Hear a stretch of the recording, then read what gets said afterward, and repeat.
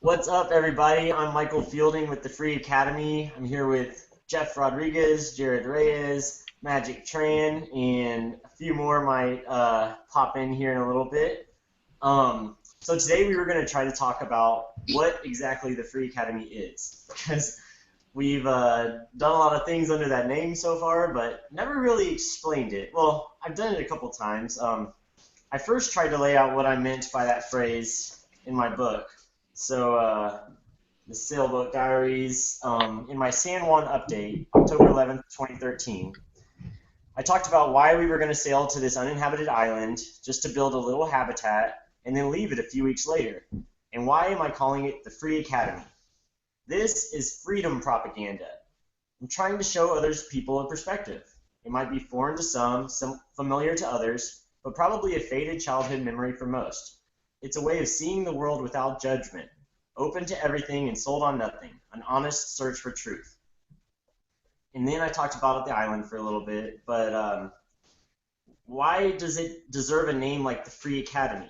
I said the name is another intuition pump. I made it up to help us think about learning, to force us to examine the question, what exactly is a learning institution? Could 4 guys on a desert island be a college campus? Well, we'll be thinking a lot, teaching and learning from one another. What else does it take? It's important to understand the hut we build is not the academy. The academy lives in our minds. Like all learning institutions, it's made of people, not buildings. Buildings are just tools we use to make our lives more comfortable, similar to websites and Google Hangouts. So that's how I kind of see this working, as just a group of people who are interested in learning whatever they want, sharing everything they're excited about, and teaching one another, learning from each other, and just using whatever tools are available to us to kind of further that goal, whether it's a hut out in the woods or using this newfangled technology to talk to one another. So I guess maybe I'll ask Jared, what do you think the Free Academy means to you? Yeah, well, I love the name for a lot of reasons. Partially the simplicity, but the word free to me kind of explains everything it's about. I mean, one, it's free in a sense of from a monetary standpoint. There's no tuition here. This is everyone's participating and contributing what they want. I love the free as in it's freedom. Ideally we attract a community and of people who are freedom and liberty minded.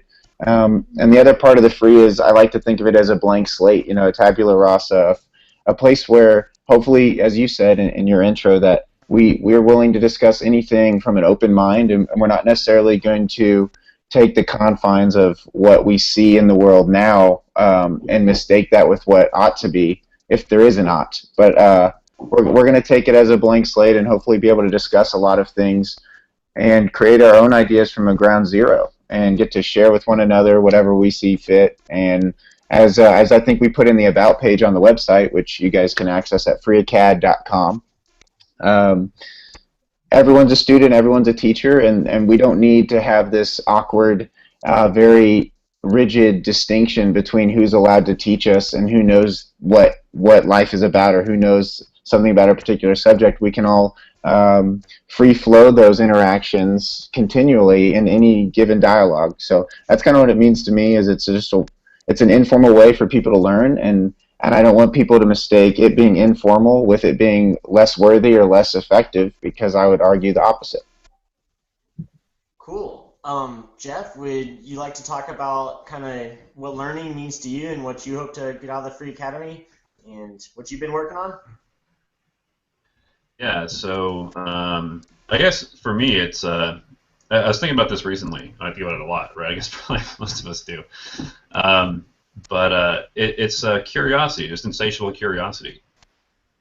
Feed it. Go to town. Let it rip, man. It's fun. Follow it. And I've done a lot of that. I was just looking around. Like I have a room full of junk. Is what it is, and I've had it since I was a kid. I've had a junk drawer of just stuff that's around that I can make things out of and build and explore and tear them apart. And I love learning. So we ran across each other when you wrote your Why I'm Leaving America article, and you know, that really struck a chord with me, and you know, especially at the time. But I've kind of learned from you also, like seeing you go out there, come back, do your thing, and living free here. That's really inspirational too. So I mean, there's different senses of the word free. I like, Jared mentioned he likes the word free. I think that got me thinking that there's free in multiple ways. There's Libris, like doesn't cost anything, and free as in beer. There's no tuition, but like stuff costs money. Like stuff costs money. It only costs you what you need to buy to pull it off. Just the resources, and you can find those all over the place, right? Like you can recycle them.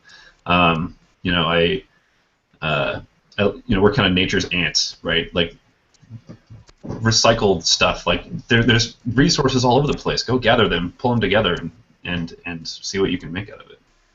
I love that idea. Awesome. Magic, would you like to say a little bit about what you hope to get out of the Free Academy, or what you think it means to you? Yeah, well, I liked what everybody said so far. I definitely, I don't know if you guys knew this, but I went to college originally to become a teacher, and I found myself barely a year into it. I found out I couldn't do it because I felt like there was such a disconnect between being a teacher and kind of imposing that institutionalization on students. I didn't feel like I could be a part of that. I mean, I get that some people like that and make it work for them, but I felt like I couldn't be on that side of it. So I'm more for that whole everybody can be a teacher thing, everybody can be a student, and I embrace that idea a lot. And to me, that's what Free Academy is. And in addition to that, you got I don't know how to say it correctly, but there's already a lot of people out there doing all these things, and I felt like that's what the Free Academy could bring, is these people together. It's another forum where you can spread these ideas, and I mean, because there's communities on Kauai, that they're already bartering. They're not using money. They're actually just growing their own stuff and sharing. I mean, there's farmers markets and things like that. So there's already alternatives out there, and I think that things like the Free Academy can just bring that reality closer to people that want it. So I'm glad to be a part of this and contribute any way I can. And behind me, I'm actually in the middle of packing all of my belongings for my trip to South America right now. So Yeah. in addition to all that junk that you have, you realize that you don't need a fraction of it when you travel. And so that's something that I've learned over the years, and I think that other people who are trying to downsize on their piles of hoarding material, you can do it as well. Like anybody can do it. In fact, you're more free. The less things you own, the freer you are. And that's what I've learned, and that's what I want to. That's kind of the direction that I want to start, improving myself and to spread to other people who have the same problems as I've had over the years.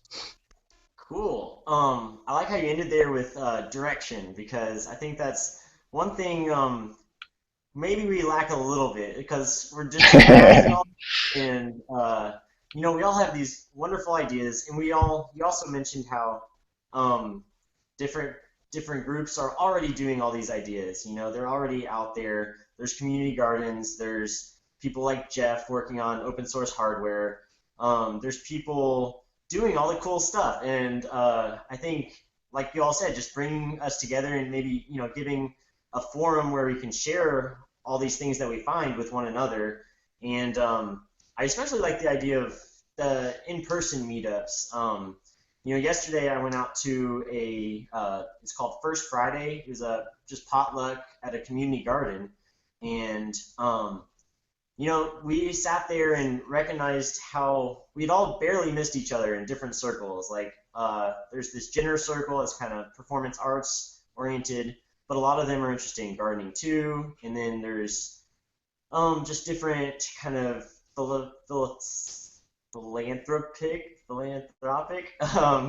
things going on, and all these people knew of each other basically, but just hadn't crossed paths yet. So that's one of the things I would really love to try to work on with this group, especially is maybe having a few meetups a year, like quarterly. Who knows? One, we can start with one, but just get everybody together in a single place where we can do a little show and tell of in person, like what we've been working on. And I know when we met up with Jeff in Austin, it was awesome to cross paths, and there's just so much more you can talk about right there in the same room and everything. And same with Magic out in Marathon. We got to have these deep discussions. So maybe something we could talk about here is when we could try to make something like that happen, like a free academy camp out, or I don't know, would y'all want to talk about kind of maybe what you're doing over the next year and where you might have some gaps to fill and might want to try to coordinate something? Like, we could do it a few months in the future for sure, but Jared, how about you? What do you got on the plans? Yeah, well, so also real quick, so for those who don't know already, you can access the site. You want to plug it real quick, of course, freeacad.com, so like academy, FREEACAD.com. And membership's free. Hop on there, share whatever you want to share. Like I said, this is all about a platform for anyone to share what they want to share. It doesn't have to be your content. Share a YouTube video that you loved watching. Write an essay, share an essay. It's all open, but we really want to build a community here, and it's slowly happening, so I'm excited about that. Over the next year, man, I don't know. I was going to be moving to Vancouver, Canada until about 2 weeks ago, and then that fell through. So right now, I have a bunch of ideas, and I'm not really sure where it's going to go. Planning is, you could look at it as a weak spot of mine, or maybe it's a strength that I'm not always a great planner. But some ideas on the docket right now are to maybe meet up with Adam Kokesh and help with that Earthship, because I just found, I've watched some of the videos, and I have this desire to build a house with my own hands. And it doesn't have to be a house in the sense of a suburban house in the U.S. It doesn't have to be that intricate, but just a structure that is, I guess, safe from the elements, that I'll call a home. And so the Earthship thing's really appeasing to me and interesting to me. So I may want to join out there. That's an idea. The other thing is I want to get out to New Zealand at some point, because several of us in this group here have a buddy named Sean Megan who's out there, and I just want to see New Zealand, but also want to be able to holler at Sean in person and let him show me all these mountains he's been hiking, because I'm a little envious of some of the beautiful hikes he's been up to, and I want to be able to be a part of that. So that's some ideas I'm tentatively throwing around. Also in Acapulco, so if I meet up for the Earthship, and Mike, you guys are still heading through Kokesh's homestead to get to Acapulco, maybe I'll hop in that van with you guys. Cool.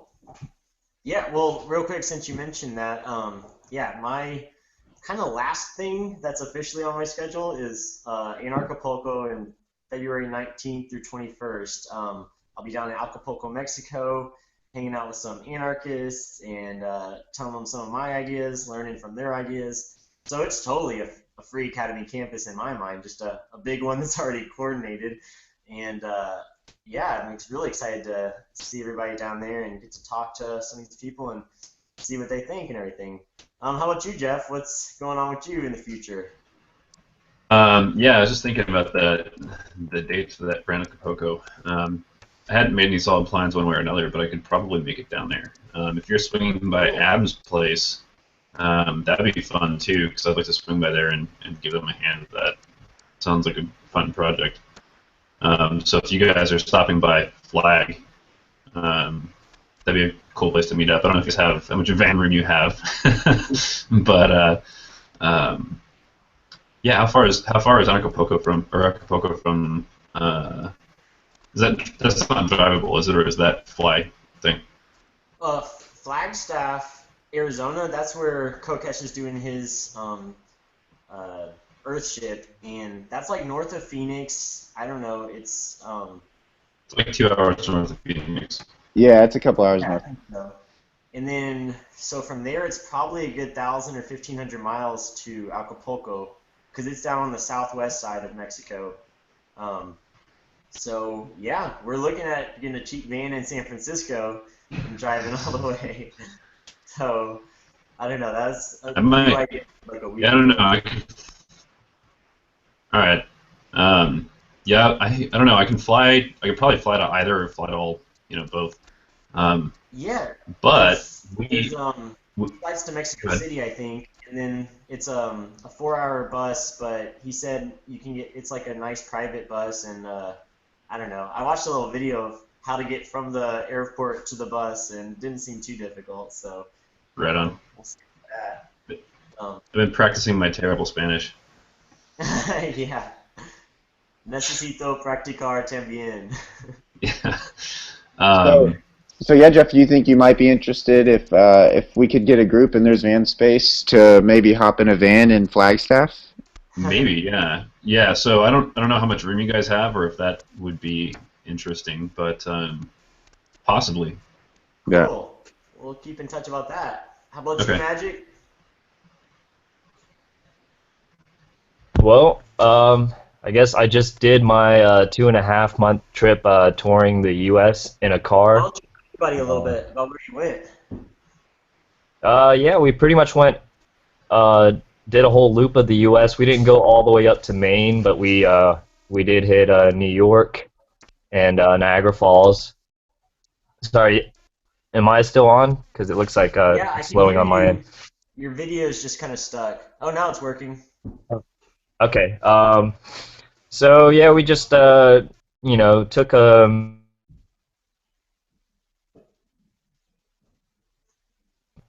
didn't it's really good. get hotels. Okay. Yeah, I might turn off my well, I might turn off my video. I think it's lagging Cool. a bit Yeah. up the mountains. But yeah, basically. Oh, thanks. Yeah, basically just went to let's see. We started out in Asheville, North Carolina. Went to D.C., New Jersey City. Whoa. Did y'all hear that? Oh, was that? That's Yeah, I probably did. my phone vibrating. It was really it was a pretty interesting sound. I would have never guessed it was a phone vibration. Yeah, because I actually have my phone leaned up against the wall right now. Yeah, went to Niagara Falls. Didn't have a passport, so we couldn't go over to the Canada side. Went to Chicago, Mount Rushmore. Which, no offense to Mount Rushmore, but if you guys aren't going to a bunch of places in the area, I wouldn't visit that myself, just by itself, unless you're really patriotic or it means a lot to you to have 4 white guys carved into the side of a sacred mountain. Then you have, after that, we went to Yellowstone, Portland, and then went down to California. And, yeah, what did we do? Went to Yosemite National Park out there, and hit San Jose, stopped at Los Angeles, flew to Hawaii, spent 17 days out in Hawaii, the big island, and went back to Los Angeles, eventually hit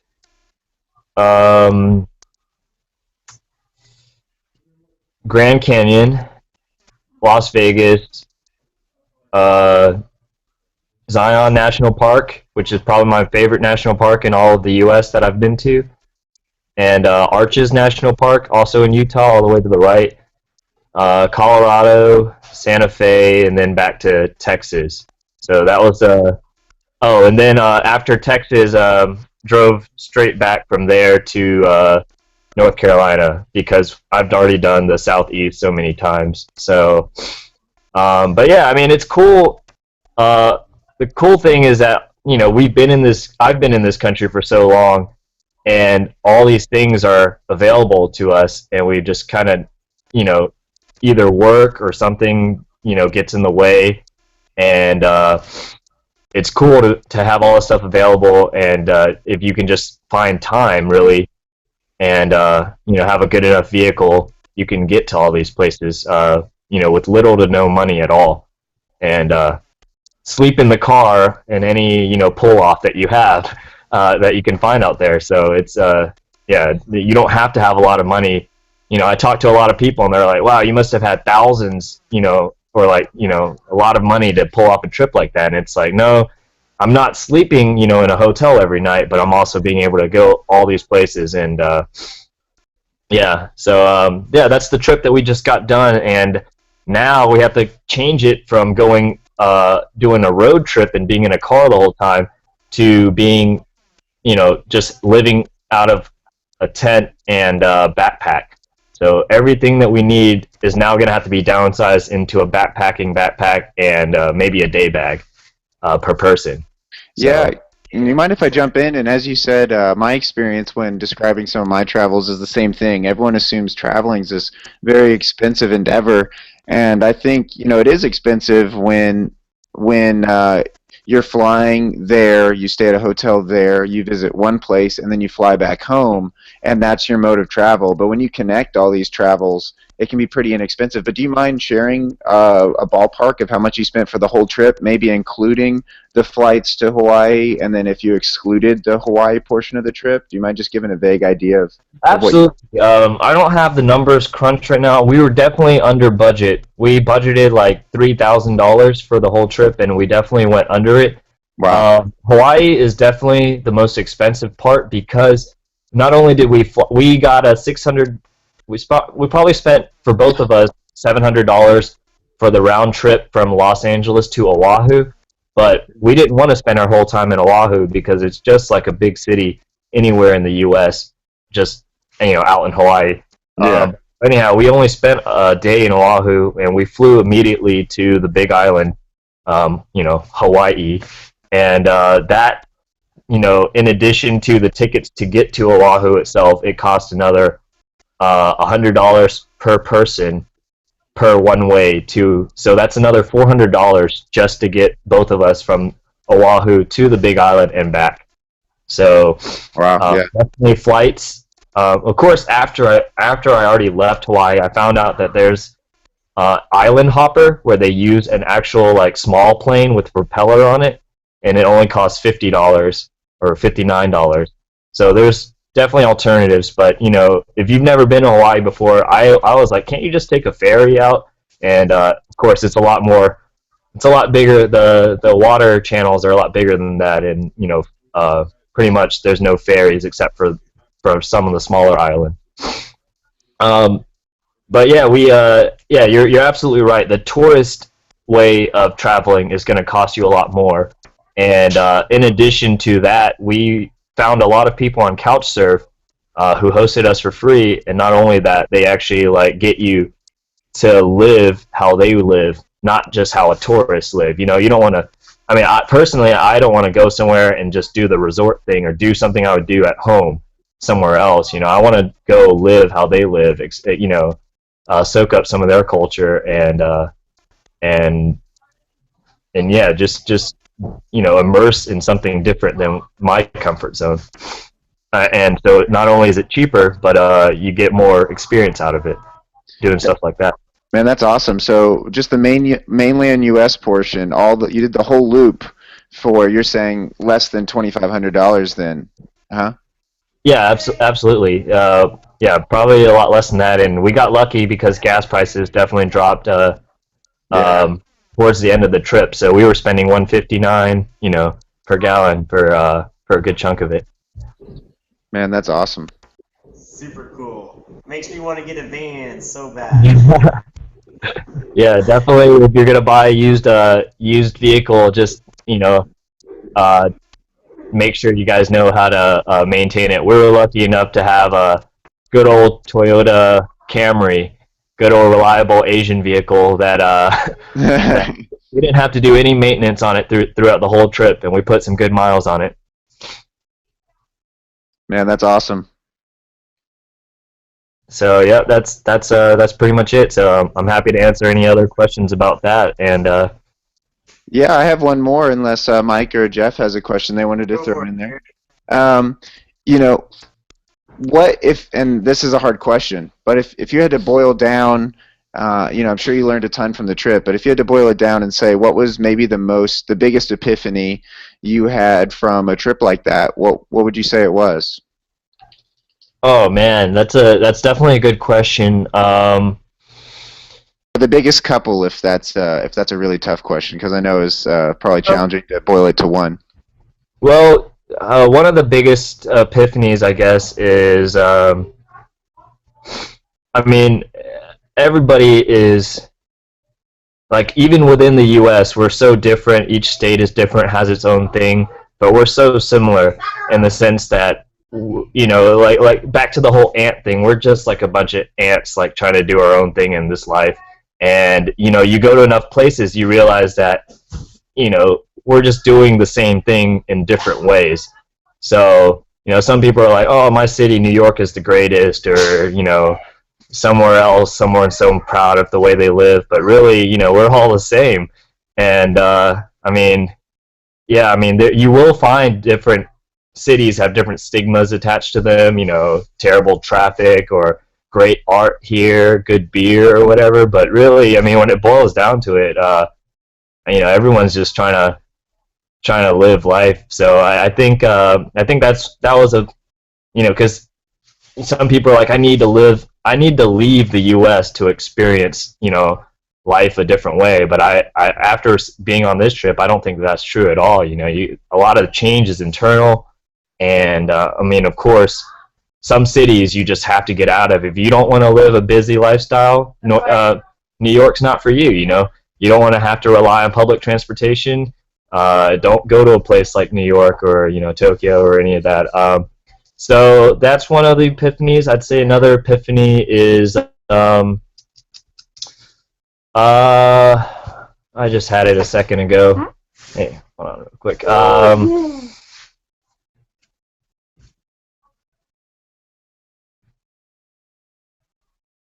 We talked about the money thing already. Yeah, I was gonna say for me, I think the biggest epiphany I had, I've done lots of travels post graduation, I guess, but the most intense cluster of them was the 9 months following graduation, where I was traveling the whole time. And I think I spent less than, and a bunch of different types of traveling, all through Europe.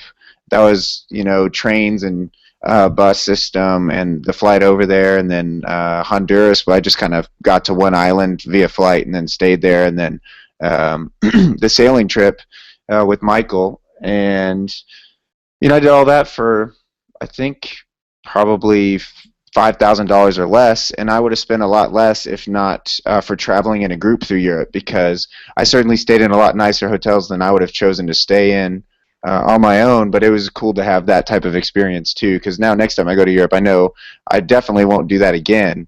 So at least I got to do it that way. But that was the big thing, I think. Well, my big travels, that was the epiphany, is as a lifestyle, it's way cheaper than people anticipate.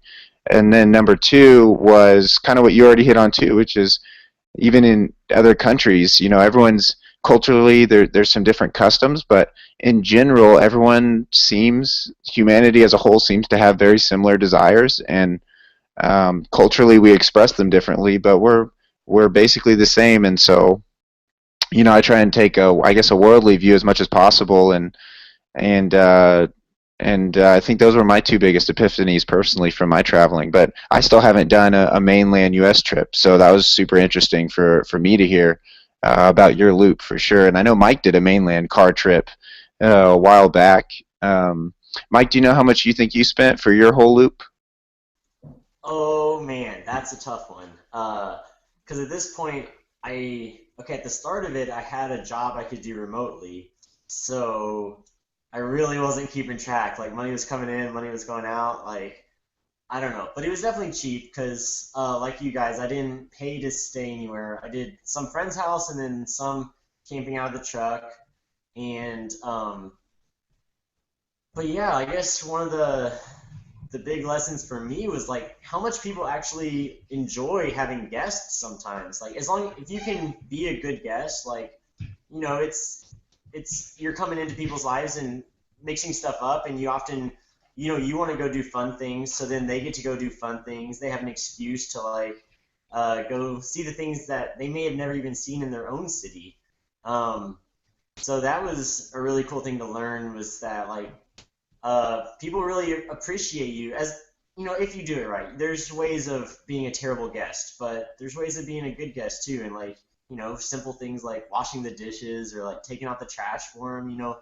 And then people are just they love to have you come again is the best part too, and I love this idea of just having friends kind of scattered all over the country. And speak of the devil, Hey, this guy's Sean. down in New Zealand. What's up, fellas? What's going on, Hey Sean? Sean, how's it going? Oh, Jeff, long time no see, dude. Yeah, I Going know, well. right? Eric, come take a pic. Sean, I guess I'll catch you up real quick. Oh, what's up, JG? Uh-oh. All right, Mike, why don't you catch Sean up real quick? Okay, Sean, so we started off talking about kind of what the Free Academy means to us and the different ideas about kind of informal education and like on a peer-to-peer level. And I think we all just kind of expressed our excitement about how many opportunities there are to learn and learn from each other especially. And then we kind of started talking about travels and both future plans and kind of what we've been up to. Magick just talked about his trip all over the U.S. and Hawaii, and how cheap he was able to do it too. That's something we kind of all hit on, is if you're willing to kind of rough it at some points, or just like be with friends. Anyways, there are ways of traveling cheap. Kind of what we Your mic's not working, Sean. It was. No, it's not. hold on. How about now? There you go. There you go.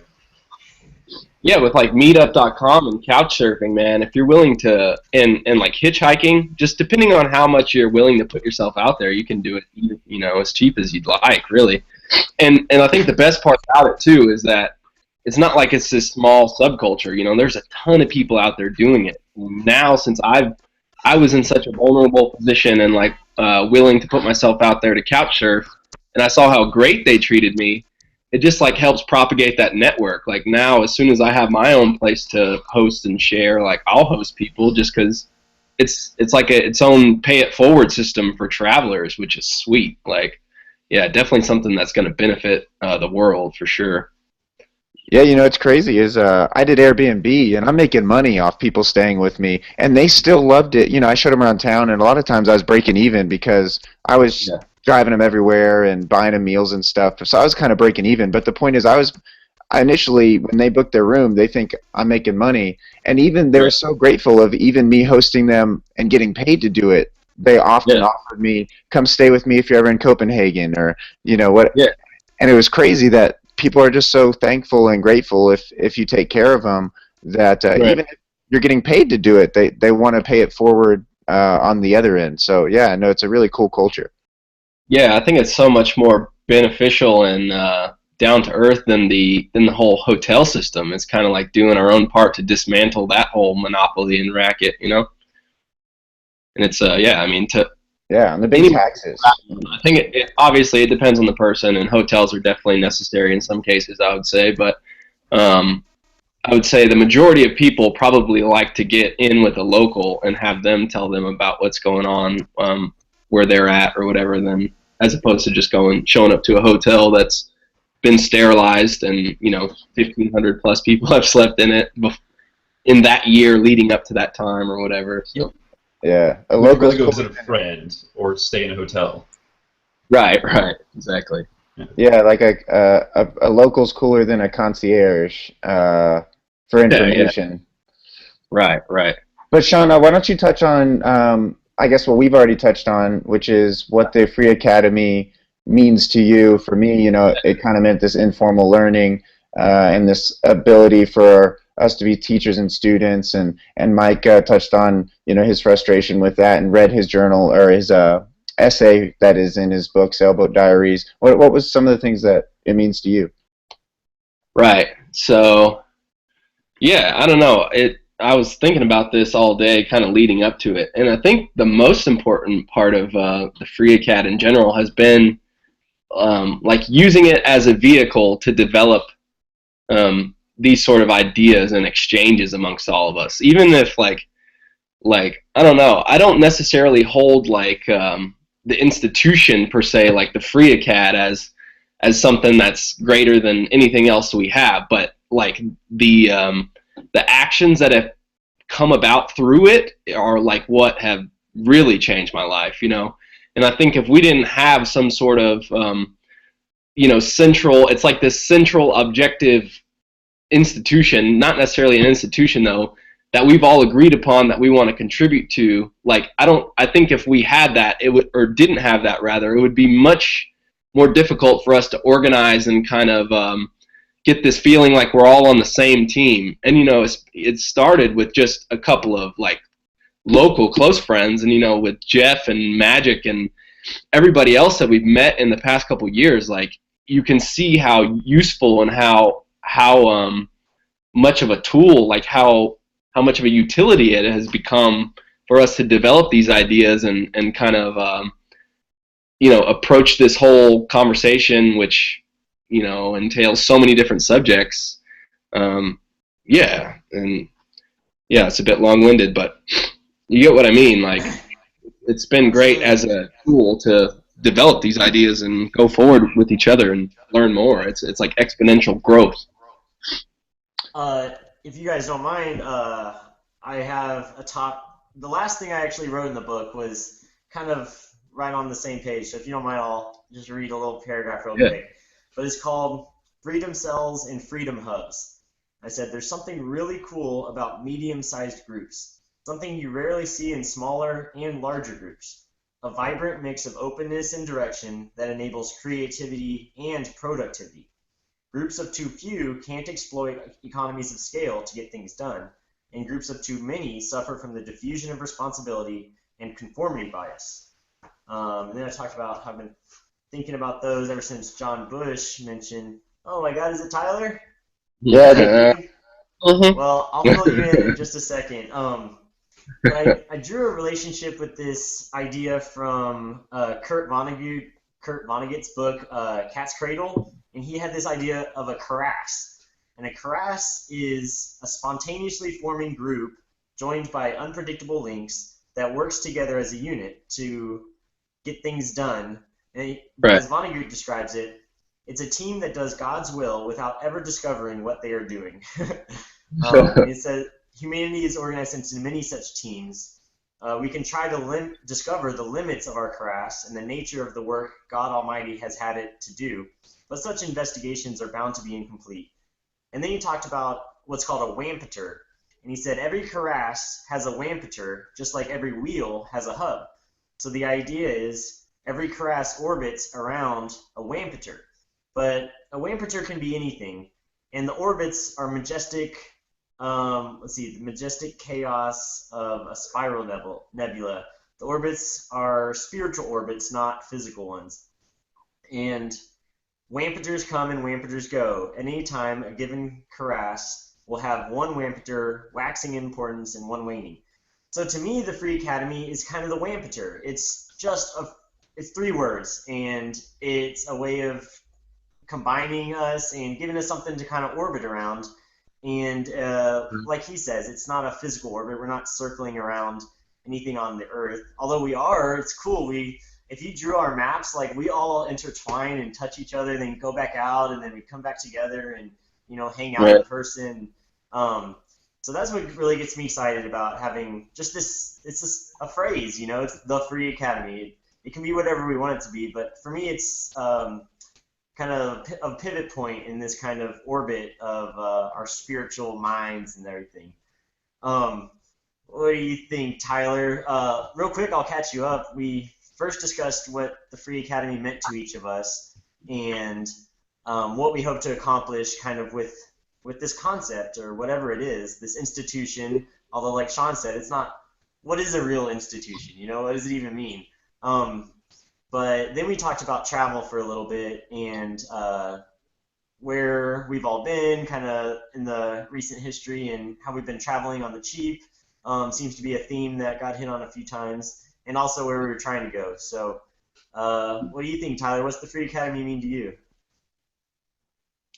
Wow, there's so much pressure being Don't worry like, about it. say something profound, my friends. The whole world is watching you when really, yeah, maybe like 6 people across the globe. Yeah, the Free Academy, I don't know. It's my, I guess I'll speak from my personal point. It's my sort of escape from the structures of like the academic world where like the academy, like the sort of the expensive academy, right, which is supposed to be diametrically opposed in some sense from the free academy. The expensive academy is like working off of this tradition, right, and it has all this infrastructure and it has sort of like a hierarchical, I guess, structure within it, right? So like the free academy for me is just the escape away from that, and I think it probably has a lot to do with the fact that that structure, like, it sort of like dangles a carrot in front of me, right? Like if I'm speaking from a personal space, right? Like it dangles a carrot in front of me, but at the end of the day, I realize that you're just chasing after another object, and where like the free academy, right? Hopefully, it doesn't turn into that, right? And it's just this sort of this thing that you fall back on, and that you're kind of implicitly involved with, like as if the rug has been put underneath you without really knowing it. To sort of turn a phrase like the rug gets pulled out from underneath you, like to turn that around. So yeah, like it's more of a way of like, and I'll make reference to something that I've been reading on a lot lately. It's more a way of truly following the Tao, right, as opposed to this sort of like this Confucian model, which like the expensive academy embodies, right? This sort of like you have to find a role, you have to find a particular area of research that you can't really sort of like drift too far away from, because otherwise you become unintelligible to those people that you're supposed to be writing to, and so on and so forth. And there's right, and it's like you move from like undergraduate to graduate student to sort of like postdoc to like lecturer to sort of tenure professor to professor emeritus to like provost to president, and so on and so forth. And so like the free academy to me is more of a way of spontaneously acting in my life. And now, right, like that, like leaves us with the question, like, why should we value the one over the other? And then I'm kind of at a loss. But I mean, I don't know. I guess there's just like it's just a romantic notion, I guess, to talk about freedom and all of that stuff. So maybe it's. I mean, like, I don't know. Maybe I can hand it over to you. Why should we care to be one? Well, looking at you from the outside. One brought you, one of those academies brought you into high-level academics and interacting with some pretty important figures in, say, San Francisco and the philosophy world within the States and stuff. And the other one brought you to another extreme, like out in the ocean in the States. And, yeah, so it's just like they're two great mind expanders and personal expanders as well too, like showing you your capabilities, and now it's just time to run with them and see where else it takes you. Right, and that's like probably the biggest mistake, is like I automatically want to assume that that sort of like the one is good and the one is bad, right? Like instead of like maybe ascending to this higher level which looks at both of them and says that they're in a necessary dance with one another, and that's just what constitutes my life, right? So, like, I think that sort of that should be a warning to all of us. Right. Could be a false dichotomy too, because you could, something else could come up above where you juggle all three, or come about rather where you juggle all three, and like you start becoming a master salsa dancer, and you're in the free acad and a master salsa dancer and a fucking professor. So, I don't know. Or maybe the master salsa dancer is just one part of an infinite free academy. But I liked what you said, which is that the free academy to you, one of the first things you said, I think, if I'm not misquoting you, was that it was, whereas academia, you're pursuing these things typically for a very obvious and finite goal or position, for example. The Free Academy was a little bit more you're doing it for its own sake almost, or just for the passion of it. Or I think you made the statement that one of them has a very specific purpose and you're always doing it chasing a carrot, whereas one of them is just I don't know, for some sort of internal or the passion that you just get from doing it in its own right, as opposed to for something else. Is that? Yeah. And what's strange is it's like that's like if you look at the history of like the academy, right, which I was referring to as the expensive academy, that's like originally what it started out with, or as, right. This is coming presumably from like ancient Greece. You know, Plato started the academy, and you know, and that even dates back to sort of, you know, like the Pythagorean cults and all of these people that were coming before that, right. It was supposed to be like a sort of like an organization of people who were like, I don't know, concerned with how to live the good life. And but it's like nowadays, you know, you can still treat the expensive academy like that, and it can still be an end in itself, right? But sort of like, I think the word to emphasize there is that it runs the risk of becoming an object that you can cling to, right? And this is like presumably the source of most of our frustrations or dukkha, or like sufferings, right? And so, like, I think that it lends itself to that more easily than something like the Free Academy, because it has that solid structure, right? And because there's so much competition going on within it,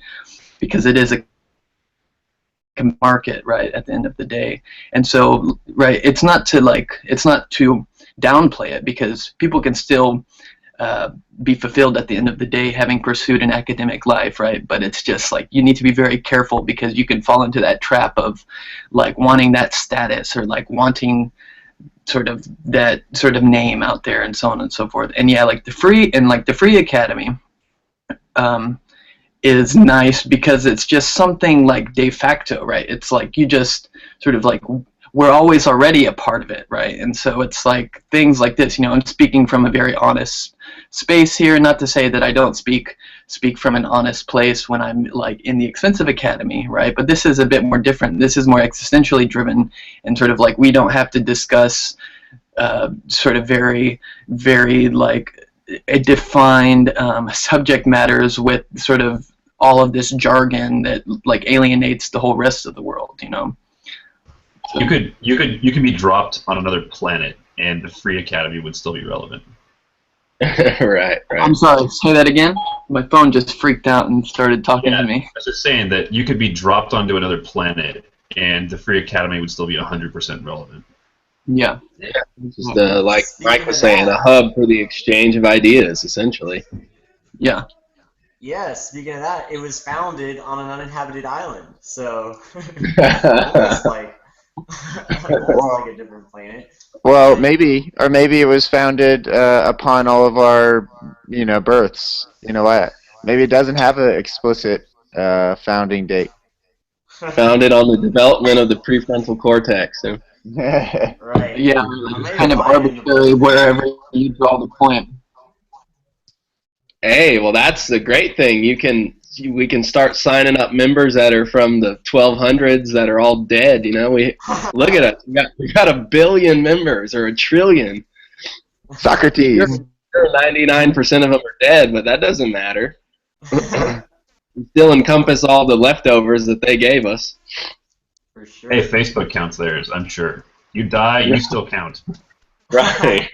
Yeah. Still an alumni.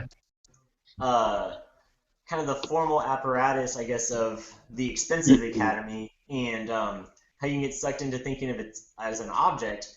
That's really one of the reasons I kind of tried to focus on there is no building for the Free Academy, at least not at first. Like, the academy is not a hut, it's not walls, it's not a roof, you know, it's not a place, right. You know, it's in our minds, and we can carry it anywhere. So like Jeff said, we can have it on a different planet, we can have it on an uninhabited island, and who's to all say, simultaneously too. What's that, Sean? I said all simultaneously too, on another planet, on the island, you know. Absolutely. Mm-hmm. Right. For sure. Oh, well, since Tyler got in, how about we discuss our plans for San Francisco. So we were talking about that with Jeff, and Jared might be interested in trying to meet up with us if we do this whole van thing. So what are you thinking? Have you looked at any more on Craigslist? Like the $1,000 to $1,500 range looks pretty sweet. Yeah, I haven't looked since the link that you sent me yesterday. I think maybe. You still there?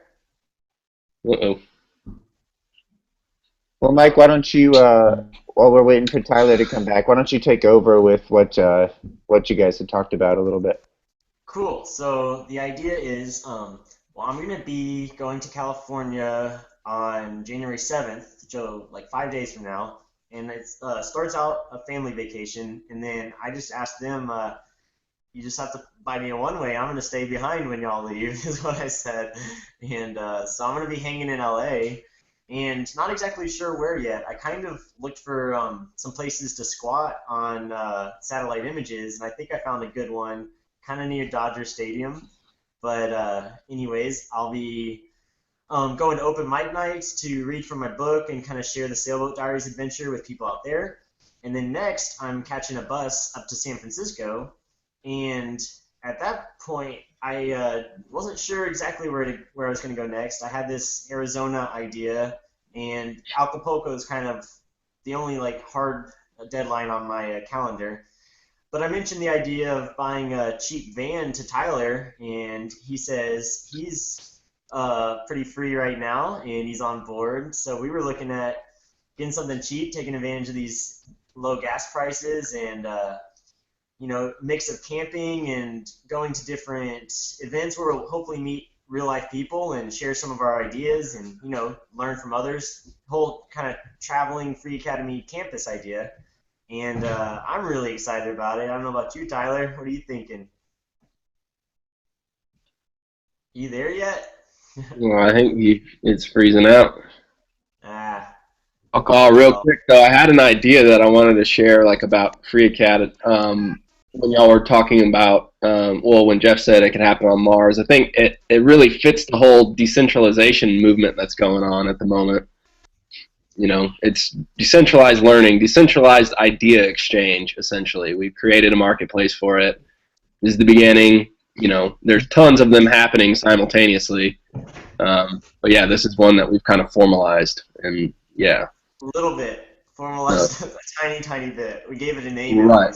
And it's, we've used a decentralized entity like the internet to make it that much more accessible. So I think, yeah, it's like, it just very much fits what our lifetimes will, our lifetime advocacy will become, I would assume, So, Absolutely. yeah, I think it's a really, really solid model for how to kind of, go forward and what we'll do moving forward. So it's exciting. Are you suggesting that there's an isomorphism between kind of what we're trying to do with the Free Academy and kind of what's happening in the political atmosphere around the world? Wow, like with Bitcoin, internet, yeah. I guess like in all domains or something you meant to say. Yeah, we've just kind of done it with ideas, I guess, and voluntary exchange. Yeah. For sure. I think I'd agree. The peer-to-peer nature of it, it's non-hierarchical. Decentralized. Meritocracy.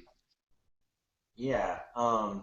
And it's totally, I think, grown off these models of, say, BitTorrent, Bitcoin, just seeing that, like, right. You don't need this pyramid structure to gather ideas or to give them back out. Like, you just have a ring.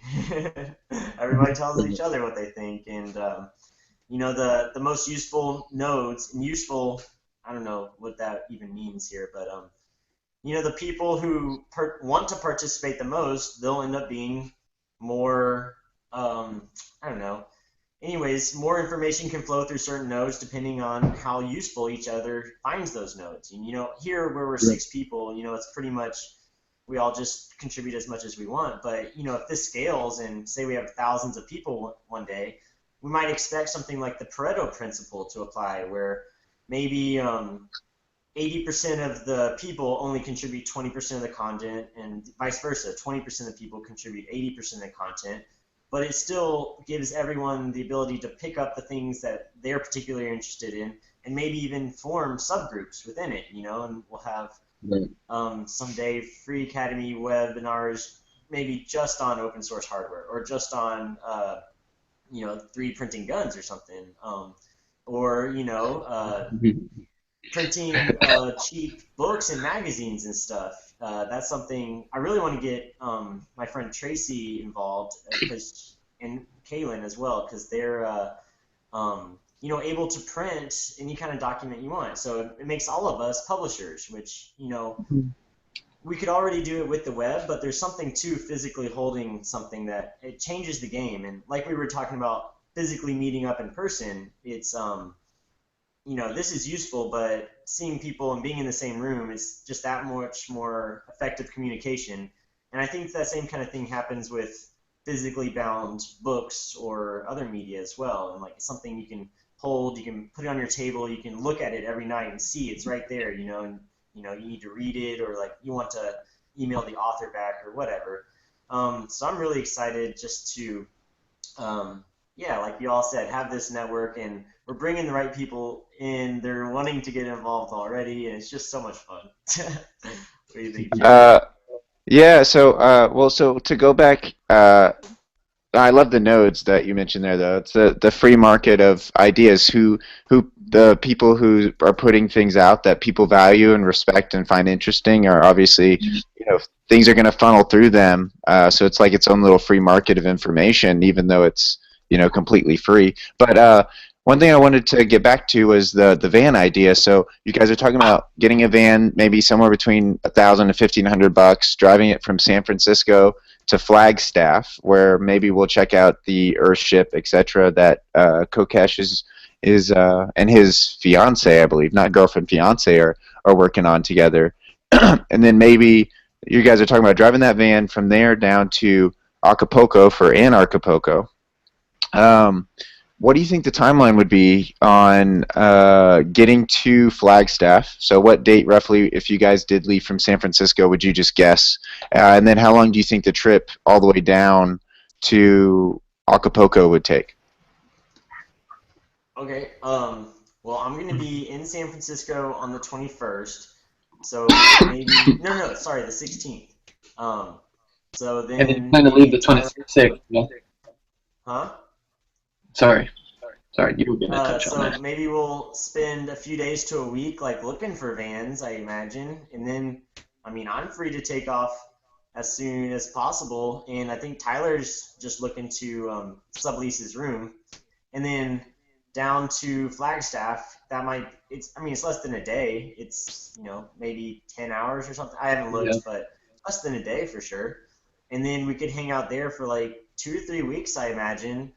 And then, that doesn't have to happen, and we could move around too. If we're in a van, we could go hit up other nearby things. And then from there, it's probably a long day down to Acapulco, but probably less than 24 hours, I think. It's 31 on Google Maps. 15th or so. From Flagstaff? From Flagstaff? Yeah, 31 hours. Cool. What I was thinking. Fuck.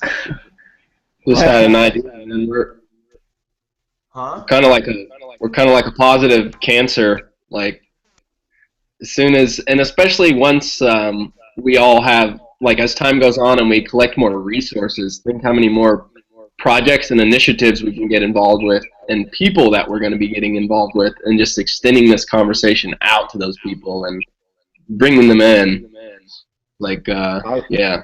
Cancer cells. That's a cool phrase, positive cancer. Huh? I was saying that's a cool phrase, positive cancer. Why is cancer bad? Cancer brings you radically before your death, and it seems like that's really the only way to truly start living your life is when you realize how imminent it is. So maybe all cancer is positive unless you really suffer.